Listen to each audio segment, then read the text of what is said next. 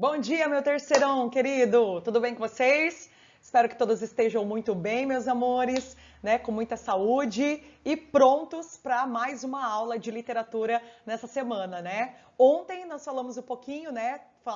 Iniciamos, na verdade, uma parte sobre técnicas literárias que permitem, obviamente, que haja esse mergulho, né, na mente, na consciência, na inconsciência dos personagens ao longo ali das produções da Clarice Lispector, tá? Lembrando que muitas dessas técnicas não foram criadas pela Clarice Lispector e sim por outros autores estrangeiros que a Clarice obviamente leu, né, interpretou, analisou e consequentemente foram importantes na influência, né, de trazer também essas técnicas para a sua literatura modernista, a sua literatura brasileira, tudo bem? Então a gente parou falando um pouquinho sobre elas, né? Eu citei para vocês no finalzinho da aula sobre o monólogo interior, tá? E também trouxe ali para vocês mais um pouquinho sobre a famosa epifania, né? Que nada mais é do que esse momento de revelação que prepara, consequentemente, o personagem para essa introdução na sua introspecção, tudo bem? Então tomem bastante cuidado, porque dependendo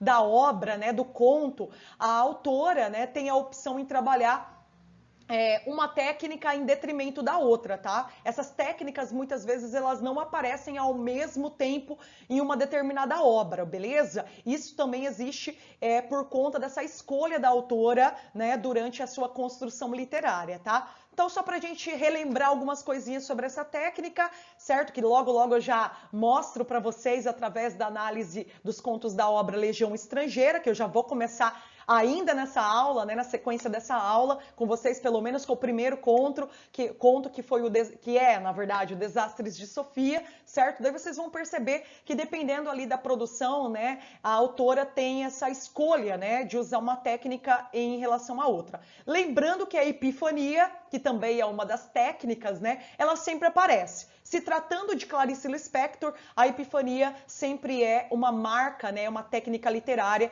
que vai ser recorrente nas suas produções introspectivas e existenciais, tudo bem?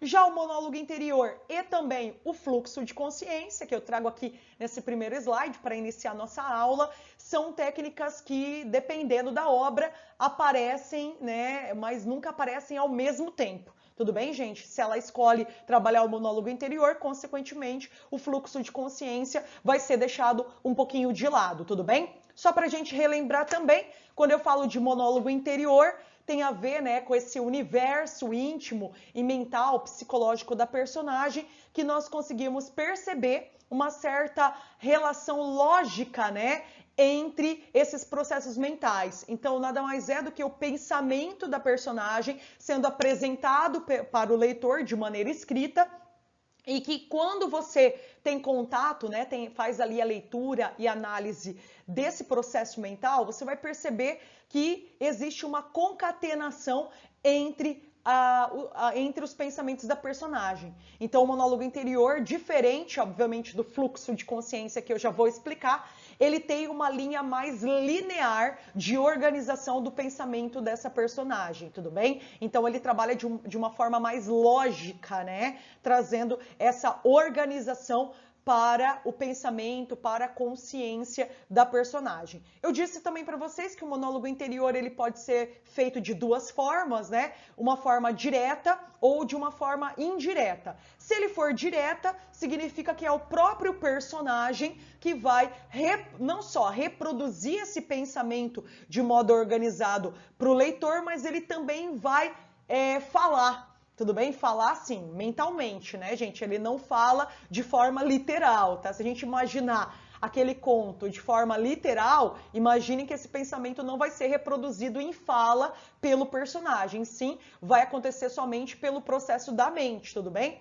Mas, se ele for de forma direta, fica a cargo, né, em responsabilidade do próprio personagem em trazer isso para o leitor, tudo bem, gente? Se ele for de forma indireta, certo? Ele vai ser feito através da função ali do narrador. Então, o narrador em terceira pessoa, muitas vezes narrador onisciente, é que vai transmitir esse pensamento, né, do personagem para os leitores, tudo bem? Então, ele pode ser feito dessas duas formas. No caso da produção clariceana, ela faz das duas, tá, gente? Então, tem contos que ela usa o monólogo interior direto, tá? Que o próprio personagem é que vai transmitindo, e dependendo ali do conto, né, do enredo trabalhado, a gente também tem a possibilidade do monólogo interior indireto, sendo transmitido ali pelo narrador em terceira pessoa. Tudo bem? Beleza? Então tomem bastante cuidado, porque isso pode aparecer durante a nossa leitura e análise dos contos, ok? Agora, tratando um pouquinho sobre o fluxo de consciência, que é uma outra técnica também utilizada pela Clarice, também não foi criada pela Clarice Lispector. A primeira vez que nós temos, né, o fluxo de consciência é através de estudos da psicanálise. Tá? Então, na verdade, ele surge não diretamente na literatura. A gente tem, né, uma linha psicanalítica, uma linha filosófica que introduziu esse conceito de fluxo de consciência e que ao longo do tempo foi também adquirido, né, e absorvido pelos escritores literários estrangeiros. Por exemplo, o irlandês James Joyce, tá? Então ele foi um dos primeiros, né, um dos pioneiros, junto com a Virginia Woolf, certo? A trabalhar essa técnica nas suas produções literárias. Consequentemente, como eu já disse para vocês, a Clarice era uma devoradora de obras estrangeiras e ela leu muitas obras do James Joyce, e eu imagino que a influência, né, de trazer essa técnica literária tão intensa, né, para dentro das suas obras tem a ver dessas leituras que ela fez ao longo da sua vida e que, consequentemente, auxiliaram também no seu fazer literário, ok? De uma forma bem rápida e bem simples, antes da gente fazer a leitura dessa teoria que eu coloquei aqui nesse slide, só para que vocês possam entender, né, de uma maneira um pouco mais rápida, diferente do monólogo interior, o fluxo de consciência, ele é muito mais complexo quando ele aparece dentro de uma obra literária. Por que ele é mais complexo, tá? Ao meu ver, e também assim, na visão da teoria literária, tá?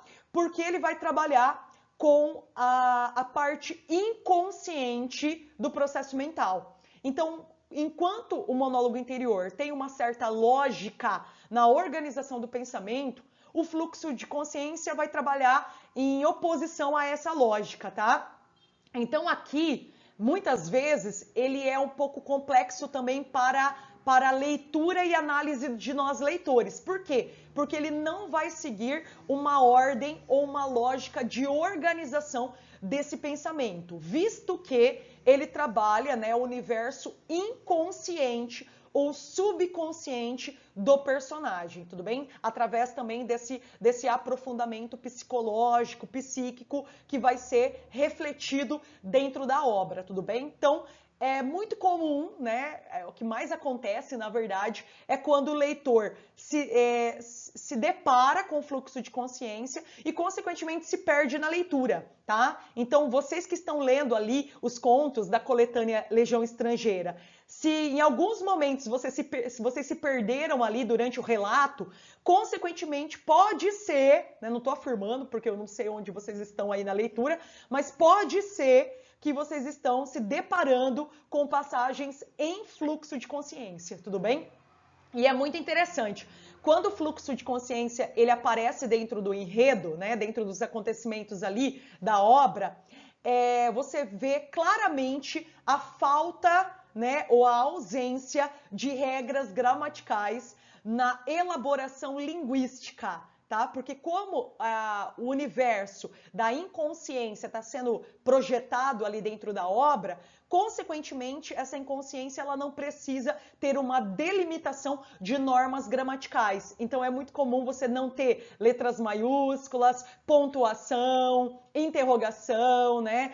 Pausas ali através da vírgula, do ponto final, do ponto e vírgula. Então, é como se essa parte gráfica, né, da língua portuguesa fosse totalmente excluída para que só o pensamento, sendo transmitido ali através de palavras, possa ser realmente o elemento principal naquele momento de introspecção e de mergulho na intimidade do personagem, tudo bem? Então, por isso que ele tem essa complexidade muito maior quando ele aparece comparado, por exemplo, ao uso do monólogo interior, tudo bem? Beleza? Agora, trazendo um pouquinho da teoria, né, sobre a explicação do fluxo, vamos lá então para aquilo que a professora colocou aqui no slide, vai lá.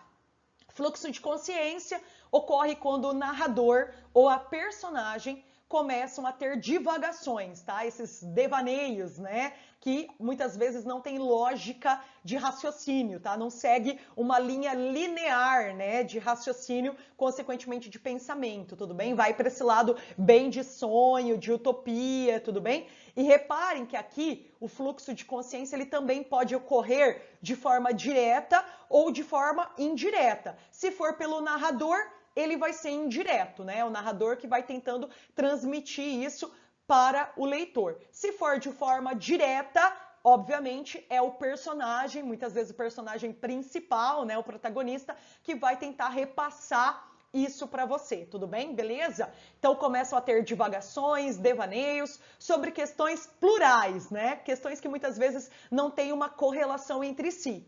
Abstraem-se, pensam na vida, nos seus infortúnios, nas suas idiosincrasias, né, nas suas mudanças, ok? Geralmente este pensamento furtivo, né, que vai para um lado e para outro, né, foge muitas vezes, solapa, né, ultrapassa o tempo, além de que também a personagem ou o narrador ficam presos a digressões gerais. O que seriam essas digressões gerais? A pensamentos soltos, tá, gente? A gente tem essa impressão de que o personagem, como ele está nesse processo de devaneio, né, os pensamentos não precisam estar correlacionados entre si, ok?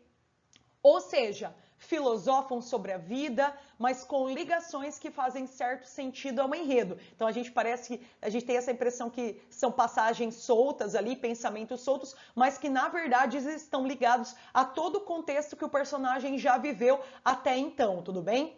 Nada mais é do que uma tentativa de escrever simulando a ordem ou, consequentemente, a desordem dos pensamentos, utilizando para isso a quebra das regras gramaticais. Então, quando aparece ali, não tem pontuação, não tem normas gramaticais, não tem concordância, não tem regência, porque é o momento onde o pensamento, a inconsciência, ela toma a sua posição e, consequentemente, vai surgir dentro dos acontecimentos ali da obra. Tudo bem? Beleza? Então, essa seria outra técnica, né, que, consequentemente, aparece nas obras da Clarice Lispector. Então, fiquem atentos, porque elas podem aparecer durante a análise dos contos que eu vou começar agora, tudo bem? Da obra A Legião Estrangeira, beleza? Já digo para vocês que o conto que tem mais fluxo de consciência, como eu já comentei, é o Ovo e a Galinha, tá, gente? Esse é um dos contos mais complexos dessa coletânea,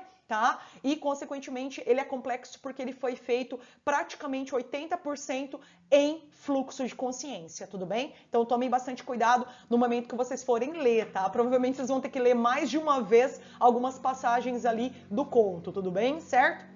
Então, vamos lá. E já vai, tá? Só um pouquinho. Ah, aqui eu trago um exemplo. Antes da gente começar definitivamente a análise dos contos, a professora trouxe também, como nas outras técnicas, né, um exemplo de fluxo de consciência que eu peguei, né, que eu peguei o trechinho ali do conto O Lustre, tá, gente? Não é um conto que faz parte da Legião Estrangeira, faz parte de outras coletâneas da Clarice Lispector. Se eu não me engano, ele tá na coletânea Felicidade Clandestina, tá? Ok? E vamos lá, então, para um trechinho como exemplificação dessa técnica literária. Vai lá. Mais um minuto na mesma postura, levemente viva, e talvez ele a descobrisse. Notou, no entanto, que a rapidez substituía, aos poucos, a graça da atitude. Sua própria sensação envelheceu. Reparem que aqui quem está auxiliando o personagem a produzir o fluxo é o narrador em terceira pessoa onisciente ou onipresente, tá? Então seria um fluxo indireto, tudo bem? Beleza? Daí ele continua, né? Sua própria sensação envelheceu e num gesto pensativo e sem dor, ela recolheu o corpo às próprias proporções. abandonou a sala, atravessou o quarto ao lado, chegou às portas envidraçadas e olhou a rua embaixo. O mar não se via senão de relance, com um movimento escuro e profundo. Ela estremeceu. Chovia, a rua brilhava negra e doce. Carros 43 corriam. Uma inspiração atravessou. A tão aguda e súbito que ela fechou os olhos abalada e raptada, tropeçando nos móveis indefinidos, aspirando aquela reserva, escuridão, chegou à porta da sala onde ele trabalhava, os olhos míopes, procurando as letras na penumbra mutável. Tudo bem? Então, esse seria um trecho onde há uma preparação, né? Repare que esse comecinho ali do trecho que a professora selecionou do conto Lustre seria uma preparação para a introdução, né, nessas linhas finais da técnica de fluxo de consciência de forma indireta, né? Auxiliada ali pelo narrador em terceira pessoa, tá? Então, na verdade, imagine que quando ela olha pela janela, consequentemente, ela tem esse momento de revelação, que obviamente é feito pelo processo epifânico, e ela vai para esse mergulho inconsciente ali, sendo trabalhado através do fluxo de consciência. Beleza? Certo? Claro que a gente vai ver mais exemplos ao longo da análise dos contos da Legião Estrangeira, tá? Certo? Isso aqui é só para dar um gostinho aí para vocês de como a técnica ela pode ser construída dentro do texto literário, ok? Vamos lá então? Agora, né? Perder tempo, vamos para a análise, né, da obra Legião Estrangeira.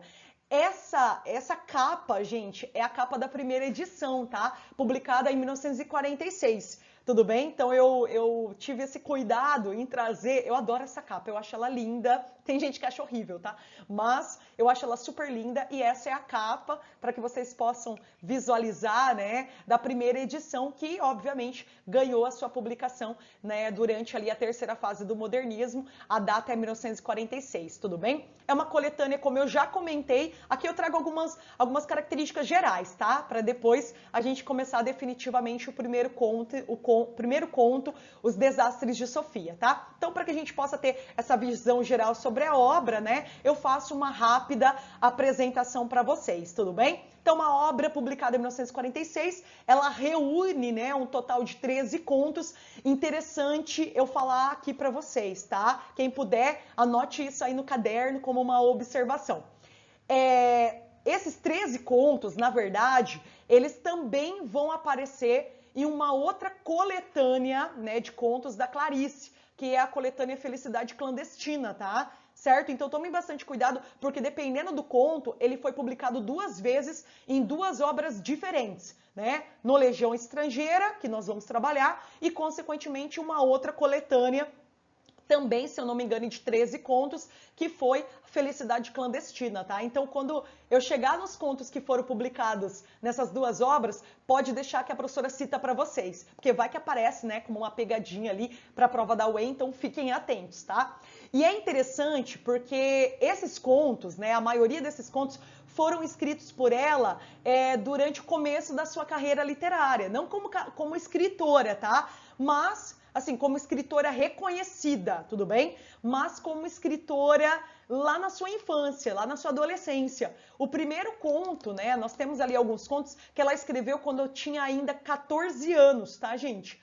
Então, a impressão que nós temos é que a autora reuniu alguns contos que estavam ali guardadinhos em uma gaveta, né, da casa dela, certo? Para dar origem a essa coletânea Legião Estrangeira. Lembrando que o nome, a Legião Estrangeira, tem a ver também com um dos contos, na verdade, o último conto que faz parte, que integra essa coletânea, tá? Então, muitas vezes o nome da obra tem a ver com um dos contos que, obviamente, tem essa mesma nomenclatura, tudo bem? Beleza? Então, na verdade, ela reuniu alguns contos de várias épocas, né? Lá da sua adolescência, depois da sua vida adulta, certo?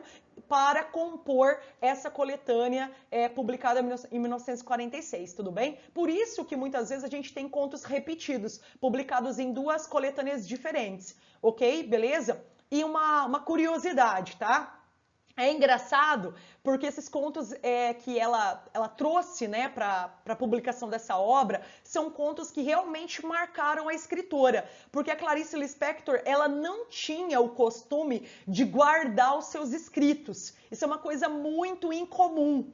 Tá? A maioria dos escritores vão escrevendo ali, datilografando, né, na sua máquina de escrever, certo? E, consequentemente, iam arquivando essas obras, tá? Mas a Clarice não tinha esse costume, gente. Então, obviamente, são contos que que foram importantes como, assim, no processo de construção da carreira da escritora, tá? Que mostram realmente esse amadurecimento. Então, a gente vê a Clarice ainda uma jovem escritora, ainda imatura, né? Produzindo ali aos 14 anos e também ao longo do seu processo de crescimento pessoal e também como escritora literária, tudo bem? Então, obviamente, foram contos que a autora realmente gostou de escrever, porque senão ela não teria guardado, né? Ok? Beleza? Certo?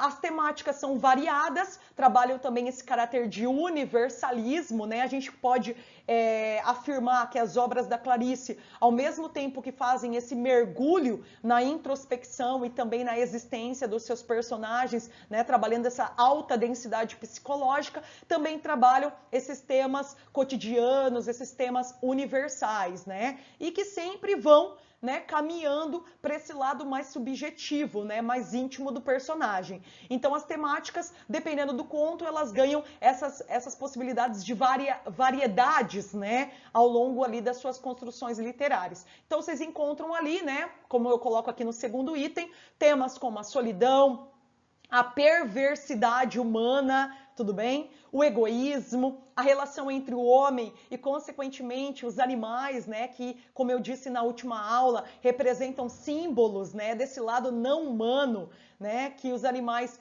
revelam dentro da literatura clariciana.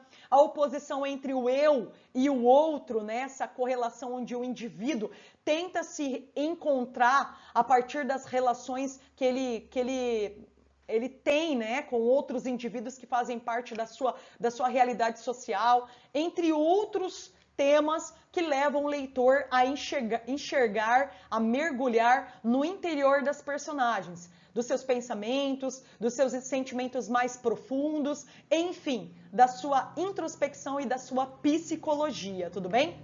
Durante cada história, os personagens vão descobrindo o que há de interessante, diferente e até mesmo extraordinário, né? Coisas que eles nem imaginavam que existiam na sua consciência, na sua inconsciência, durante essas situações rotineiras, cotidianas, que eles estão consequentemente mergulhados, tudo bem? Então é um aprendizado que a gente tira de cada uma dessas obras, certo? Além disso, né? Vocês vão perceber que, na verdade, durante a construção dos temas, o livro ele vai também desconstruindo alguns ideais, né, que nós trabalhamos também em relação aos indivíduos e, consequentemente, as suas relações com as outras pessoas e também a sociedade. Então isso é muito interessante, porque toda vez que a gente faz esse mergulho dentro do universo íntimo, existem sim algumas coisas que são questionadas pela autora, né? Então esse processo de questionamento, não só no caso, quem é esse indivíduo, né? Mas também as suas relações pessoais, né? Individuais, sociais, também vão sendo refletidas ali dentro da narrativa, tá? E é isso que eu coloco aqui para vocês nesse próximo slide. Vai lá. Em geral, o livro desconstrói alguns clichês, ok? Por exemplo, a amizade, a solidariedade entre os indivíduos, a velhice, né? Até onde essa velhice realmente ela é respeitada pelas pessoas que estão ali ao redor, muitas vezes os entes familiares, né? Discute também alguns falsos valores que estão ligados às instituições sociais, por exemplo, a família burguesa, tá? A sociedade em si, ok? E também, com certeza, investiga a existência humana e revela de forma extraordinária e também delicada essa conexão de um indivíduo consigo mesmo e também com a sua própria realidade, tudo bem? No geral, né, os contos presentes na coletânea são esses. A professora colocou aqui o título de cada um deles para que vocês possam também ter esse reconhecimento, tá? Provavelmente eu siga essa ordem de análise conforme aparece ali na organização editorial da coletânea, tudo bem? Começando, obviamente, agora, né, com os desastres de Sofia, daí na sequência a repartição dos pães, a mensagem, macacos, o ovo e a galinha, tentação, viagem a Petrópolis, a solução, evolução de uma miopia, a quinta história, uma amizade sincera, os obedientes e, por fim, né, não menos importante, a obra A Legião Estrangeira, que dá título, né, a essa coletânea publicada em 1946. Tudo bem? Então são todos esses contos, os 13 contos que fazem parte ali da coletânea e que nós vamos trabalhar ao longo dessas próximas aulas, tá? Já sem perder mais tempo, iniciando ali, né, os desastres de Sofia, tá? Ao meu ver, eu vou trazer coisas gerais, tá? Eu vou falar um pouquinho sobre o enredo, algumas questões ligadas às técnicas literárias da Clarice, algumas características do fazer literário da autora que nós trabalhamos ao longo dessas últimas aulas, tudo bem? Para que vocês possam ter essa visão geral, né? E se caso aparecer algum desses contos ali na prova da UEM, né, na prova do vestibular, vocês consigam realmente resolver a questão, tá? Fiquem bastante atentos, porque muitas vezes, quando a UEM cobra, né, essa coletânea de contos, não só a coletânea da Clarice, mas também coletâneas de outros autores, como, por exemplo, que nós vimos, né, no primeiro trimestre do Mário de Andrade, né, o Contos Novos, a UEM costuma também trabalhar o enredo das obras, tá? Por isso que eu insisto para que vocês façam a leitura desses contos, tá, gente? Certo? Ok? Então, quem puder, é uma tarefa, né, na verdade, da minha disciplina, que vocês possam realizar a leitura dos contos, para que haja também essa correlação de aprendizado melhor durante as minhas aulas de análise literária, tudo bem? Fica muito mais fácil. Ao meu ver, quem faz a leitura dos contos fica muito mais fácil de entender e também depois, se quiser, né, trocar ideias com a professora, por enquanto, através do WhatsApp, tudo bem? Beleza? Então vamos começar. Esse é o primeiro conto, né, como eu comentei com vocês, né, os desastres de Sofia. A primeira coisa que eu chamo a atenção de vocês é que é um conto volumoso, tá, gente? Tem alguns contos que são mais rápidos, né? Tem 4, 5 páginas e tem outros contos que fazem parte dessa coletânea que são um pouco mais extensos, né? Então, no caso, esse primeiro conto, você tem ali o número de páginas um pouquinho maior comparado a outras narrativas, tudo bem? Beleza? A primeira questão também que é interessante eu comentar com vocês é que esse conto, ele tem uma intertextualidade com um outro conto francês, também que tem o mesmo título, né, Os Desastres de Sofia, que foi escrito, né, pela Condessa de Ségur, ok? E que foi um sucesso muito grande no começo ali do século XX, tá? Então eu imagino, por algumas coisas também que eu li sobre a escrita dessa obra da Clarice, é que a Clarice leu esse conto, né, da Condessa de Ségur e trouxe ali algumas influências, algumas intertextualidades com a obra. É praticamente a mesma história, só que o final e algumas peripécias, né, algumas reviravoltas íntimas que a personagem principal vai viver são distintas, tá, gente? Mas é praticamente o mesmo endereçamento literário, tá? Então existe uma referência, uma influência bem grande entre esse conto ali do começo do século XX, que também veio aqui para o Brasil e fez muito sucesso, tá? Com esse conto da Clarice, que faz parte da coletânea Legião Estrangeira, tá? Então fiquem atentos, porque não é uma obra necessariamente inédita, né? A gente tem essas ligações entre essas duas obras, que obviamente tem o mesmo nome, ok? Beleza? Curiosamente tem o mesmo nome, tudo bem? A personagem principal é uma garota de 13 anos, tá, gente? Tomem bastante cuidado, porque aqui a gente tem algumas questões ligadas a flashback, tá? Certo? Que a personagem vai rememorar. É um conto que traz ali algumas características da memória, das lembranças dessa protagonista, dessa jovem, tá? De 13 anos, que vai se passar principalmente quando ela tinha 9 anos, tudo bem? Então a gente tem essa mistura, né, de tempos dentro da obra. Passado e presente se fundem ali para a construção temporal, ok? Cronológica dessa história que vai ser narrada pela própria protagonista, tá? Então, diferente de outros contos que preferem ali o narrador em terceira pessoa, Nesse caso aqui, o primeiro conto é um narrador protagonista, um narrador em primeira pessoa. Então, a própria personagem principal é que vai trazer, né, algumas lembranças que foram importantes para a vida dela quando ela tinha apenas 9 anos de idade, tudo bem? Então, imaginem que ela tem 13 anos. E a partir do momento que ela fica sabendo, né, de uma situação ruim, certo? Ela vai trazer, através ali da memória, né, das suas lembranças, situações que envolvem ali esse fato, né, essa pessoa quando ela tinha 9 anos, tá? E, no geral, o conto ele vai focalizar principalmente o espaço escolar, tá? O ambiente escolar, quando a garotinha, né, tinha 9 anos e tinha, né, esse contato ali com o início dos seus aprendizados, tudo bem? Então, a gente percebe que praticamente 90% do conto vai ser ambientado dentro desse processo educacional, tudo bem? Beleza? Como eu disse para vocês, a protagonista, né, é uma menina de 13 anos, mas que foca, obviamente, momentos da vida dela quando ela tinha apenas 9 anos e que durante o seu relato, né, bem pessoal e bem íntimo, ela vai deixar claro, né, para o leitor que durante esse período da vida dela, né, durante esse período escolar, ela vai simplesmente travar uma disputa, né, com um adulto, né? E quem é esse adulto? É um homem, né, um professor, né, o seu professor, quando ela tinha 9 anos, que por algumas questões ali particulares realmente se tornou um opositor dessa menina quando ela era ainda uma criança, tudo bem? Tá? Então a situação é a seguinte, para que vocês possam entender. O começo do conto já tem uma narração no passado, tá? É como se fosse uma analepse. Já tem esse processo memorial, né, da personagem trazendo algumas situações, algumas ações que ela viveu nessa escola, consequentemente com essa disputa também com o seu professor, até que vai chegar o momento ali, ainda no começo da história, tá? Se eu não me engano, na segunda ou na terceira página, que ela mostra para o leitor que ela tem 13 anos, né? E ela fica sabendo, né, de uma notícia através de um rapazinho, de um outro menino ali que a conhece, que grita ela no meio da rua e ela até fala, né? Ele acha que eu ainda sou aquela menina de 9 anos, que você podia gritar o meu nome na rua, né?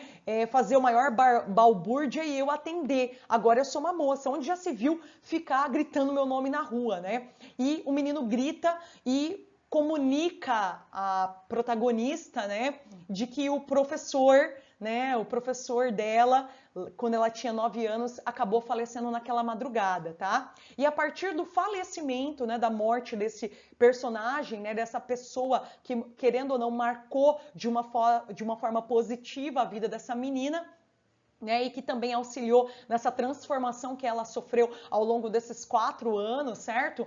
Ela parte para essas lembranças tão peculiares e tão extraordinárias que revelam ao longo ali do conto processos de descobertas que essa menina, né, quando ela tinha 9 anos, vivenciou, tudo bem? Então é bem interessante, tá, gente? Então nós temos essas misturas ali de temporalidades que vão sendo construídas ao longo ali dos acontecimentos, tudo bem? Então, nesse caso, você tem ali, né, o foco principal, que é o momento onde a menina se lembra, né, desse período dos 9 anos que ela ia para a escola e na escola havia esse professor que dava aula para ela, um professor adulto, que ela faz algumas descrições sobre ele, né? Bem legal que no começo a Clarice traz algumas descrições bem particulares, né, sobre essa figura desse professor, que era um homem grande, gordo, silencioso, tá? E, consequentemente, usava, né, um paletó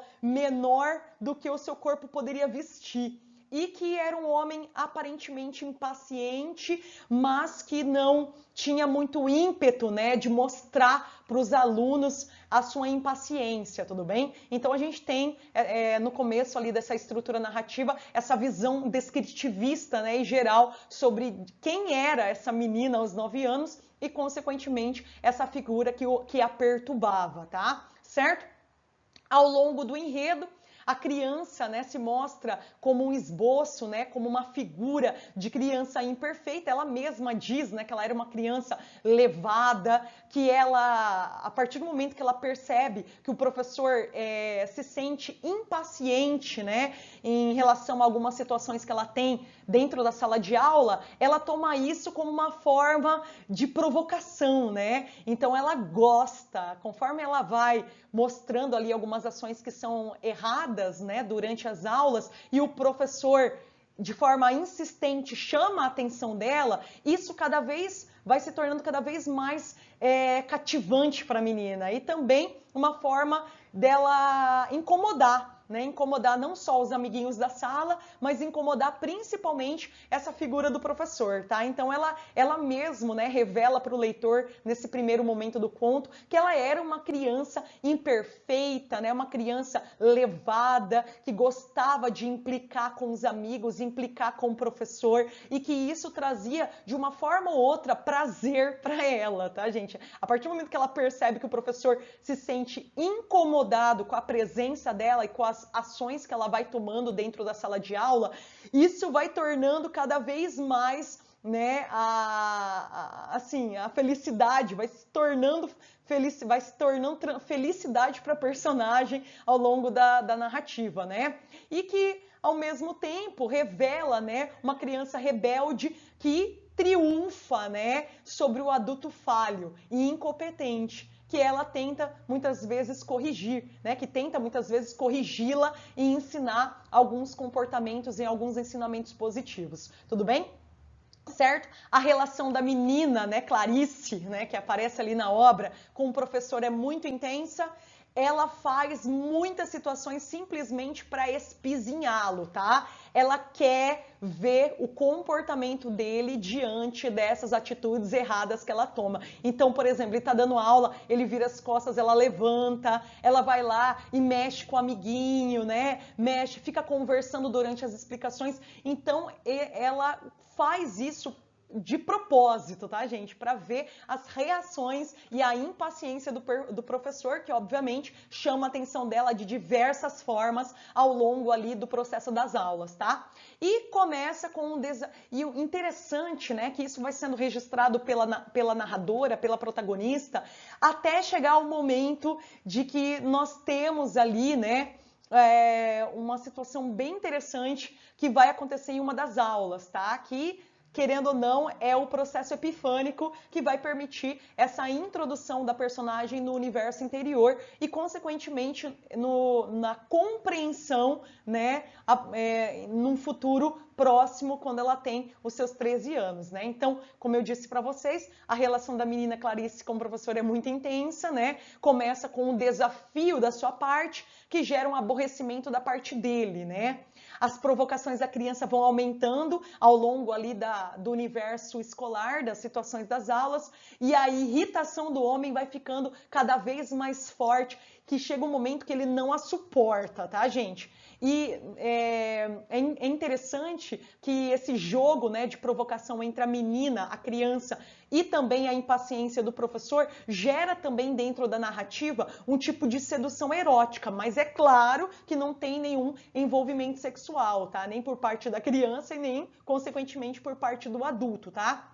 A gente vê realmente uma tensão entre aluno e professor, certo? Então ela faz de propósito para ver as ações, né, que o professor vai ter ao longo ali das peripécias causadas por ela, tudo bem? Beleza? A relação da menina Clarice com o professor, né? Como eu disse para vocês, ela vai ser intensa e com isso revela essa aproximação e essa sedução que existe entre ela espizinhá-lo e ele reagir às suas ações erradas, né? Eu até trago aqui um pedacinho para vocês, né? Um trechinho do conto que mostra claramente a visão da menina, né? Agora com 13 anos, daquelas situações que ela mesmo provocava, né, para ver de fato as ações do professor. Daí ela diz lá, né, não amava como a mulher que eu seria um dia, amava-o como uma criança que tenta desastradamente proteger um adulto, com a cólera de quem ainda não foi covarde, e vê um homem forte de ombros tão curvos. Ele me irritava. tá? Então, na verdade, ela reconhece, né, depois desses 4 anos, que existia, né, um amor íntimo por essa figura de professor e provocá-lo, né, criava também esse sentimento de amor e de admiração por ele, né, que em meio a tantas bagunças, né, tantas peripécias criadas pela menina, em nenhum momento ele deixou assim, deixou e a ignorou dentro ali daquela situação escolar. Então, essa fala dela revela claramente esse amadurecimento, né, a partir dessas situações que ela viveu há 4 anos atrás, tudo bem? Certo? E que ela vai relembrando também de forma saudosa dessa figura que infelizmente acaba falecendo e torna tudo isso, né, muito mais intenso e muito mais introspectivo. Na próxima aula eu continuo a falar mais um pouquinho sobre essa obra, né? E, consequentemente, eu vou para o segundo conto na sequência ali da coletânea, tá? Ok? Então, esperem, aguardem, que ainda tem uma parte de finalização sobre esse conto, tudo bem? Beleza? Quem puder ler, faça a leitura, porque vai ficar muito mais interessante as minhas explicações e muito mais visuais, ok?